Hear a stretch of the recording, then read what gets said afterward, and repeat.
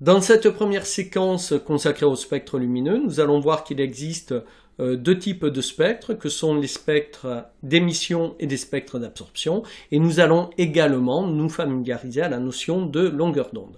Alors pour commencer, on va voir un phénomène qui est connu par l'homme depuis la nuit des temps, qui est le phénomène de décomposition de la lumière blanche. Cela consiste à envoyer un faisceau de lumière blanche, alors par exemple tout simplement un petit peu de lumière solaire, à la surface d'un prisme en verre ou d'un morceau de quartz, et à la sortie de celui-ci, on observe un ensemble de radiations colorées, et cet ensemble de radiations colorées constitue donc ce que l'on appelle le spectre de la lumière blanche. Alors, le même phénomène va pouvoir être observé lors de l'arc-en-ciel. Alors, cette fois-ci, ce n'est plus un morceau de verre donc, qui va décomposer la lumière blanche, mais tout simplement les gouttes d'eau qui sont dans l'air.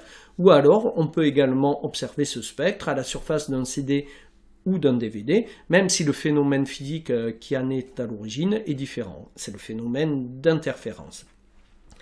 Alors, il a fallu attendre la fin du XVIIe siècle et les travaux de Newton pour en donner une interprétation correcte.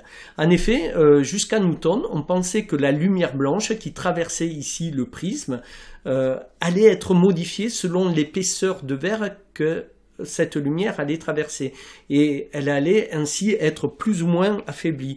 Donc on aurait de la lumière qui traverse peu la lumière, le vert, donc par exemple le rouge qui allait être peu affaibli, au contraire, donc de la lumière violette qui allait traverser plus de vert et qui était donc de la lumière blanche qui était beaucoup plus affaiblie.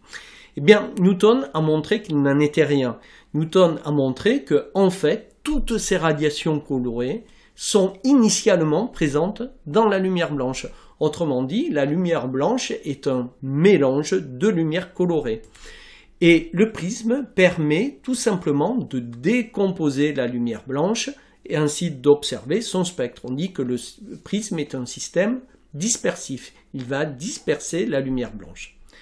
Alors, voyons ce à quoi ressemble maintenant le spectre de la lumière blanche. Eh bien, ce spectre va être constitué d'une infinité de couleurs qui vont aller ici du violet jusqu'au rouge.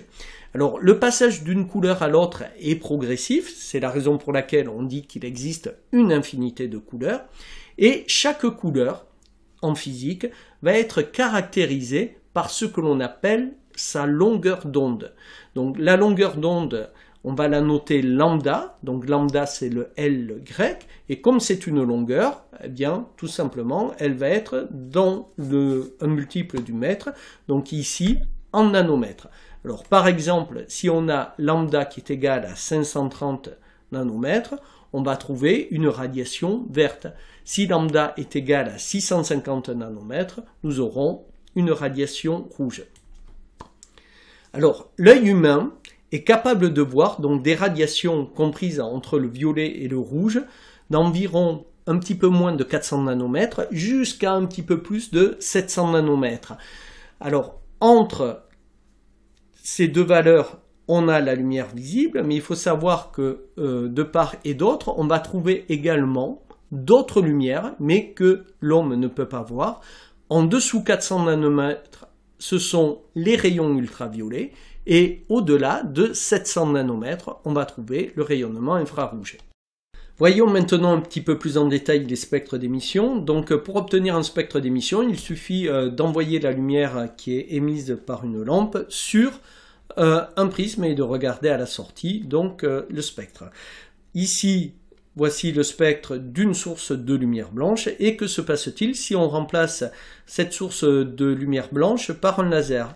Eh bien, on observe qu'à la sortie du prisme, on a une seule lumière qui est exactement la même que celle qui est émise par le laser. Autrement dit, le prisme ne permet pas de décomposer la lumière d'un laser. Pourquoi? Eh bien, tout simplement parce que cette lumière est constituée d'une seule couleur. Elle est caractérisée par une longueur d'onde. Et si jamais on remplace ce laser par un laser d'une autre couleur, on aura la lumière qui va être déviée de façon différente, mais toujours le même résultat. La lumière à la sortie du prisme ne va pas être décomposé. Voyons les types de spectres plus en détail en fonction donc de la nature de la source de lumière. Si jamais on utilise une lampe à incandescence, une lampe à filament, on va obtenir un spectre d'émission continue, donc qui est un spectre polychromatique. Si jamais on regarde la lumière qui est émise par un laser, on aura un spectre qui va être constitué d'une seule raie. C'est un spectre monochromatique. Et enfin, si on utilise une lampe spectrale, par exemple une lampe à vapeur de mercure, nous aurons ici un ensemble de raies colorées qui est un spectre polychromatique, donc parce qu'il y a plusieurs couleurs. Mais dans tous les cas, nous avons des spectres d'émission. En effet, nous avons regardé la lumière qui était émise par des sources de lumière. Voyons comment il est possible d'obtenir un spectre d'absorption. Donc pour avoir un spectre d'absorption, il faut une source de lumière blanche, le prisme, l'écran. Mais cette fois-ci, nous allons intercaler sur le trajet de la lumière, mettons une ampoule qui contient du gaz. Et regardons le spectre obtenu sur l'écran. Eh bien, on va retrouver donc l'ensemble des radiations colorées qui vont du violet jusqu'au rouge et qui vont être émises par cette lampe, mais sur ce spectre, on va avoir des raies noires. Alors ces raies noires, leur présence ne peut s'expliquer uniquement par la présence du gaz ici. Eh bien, ce gaz va absorber certaines radiations lumineuses à des longueurs d'onde bien précises. On parle d'un spectre de raies d'absorption. Et si jamais on change la nature chimique de ce gaz, on va s'apercevoir que le nombre de raies ainsi que les longueurs d'onde vont changer. Dernier type de spectre d'absorption, cette fois-ci, si on utilise une solution colorée, par exemple ici une solution violette, magenta, eh bien tout simplement on va s'apercevoir que cette solution va absorber principalement ici la lumière verte. On va parler d'un spectre de bande d'absorption.